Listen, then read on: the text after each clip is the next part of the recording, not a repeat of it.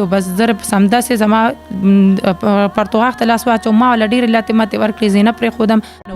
ما له ور یې راپسې بند کړی و هغه د سپایي خپل دا دغه و چې زه ترې ړومبې خپل څه دغه واخلم بیا به ګورم هغه یو 10 ورځې مخکې په مردان میډیکل کمپلیکس کې یو واقعه مخې ته راغلې وه په کم کې چې 2 کلاسپور لګېدلي یو زنانه چې کم د هغې سره چیړ چاړ ورسره کم غلط حرکت چې و هغه یې کړی دا ویډیو په سر کې تاسو وهم کته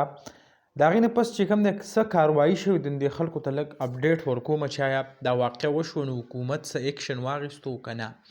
کله چې دا واقعه وشوه په سوشل میډیا راله او دا زنانه په خپله هم میډیا طرف ته راله او کوم بیان چې ورکو د هغې نه پس حکومت چې کوم دی په هغه 2 کلاسپور ملازمین چې په هغه باندې اف آی آر درج کو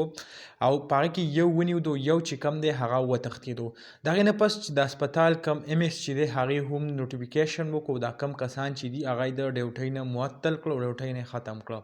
اوس چې کوم دی په هغې کې یو کس لا تر اوسه پورې نه دی ګرفتار شوی او بل کس چې دی ګرفتار شوی دی عدالت ته وړاندې شوی و هغه چې کوم دی جیل ته لیږل دی کیس چې کوم دی هغه پې هم ډېر زیات خطرناک درج شوی دی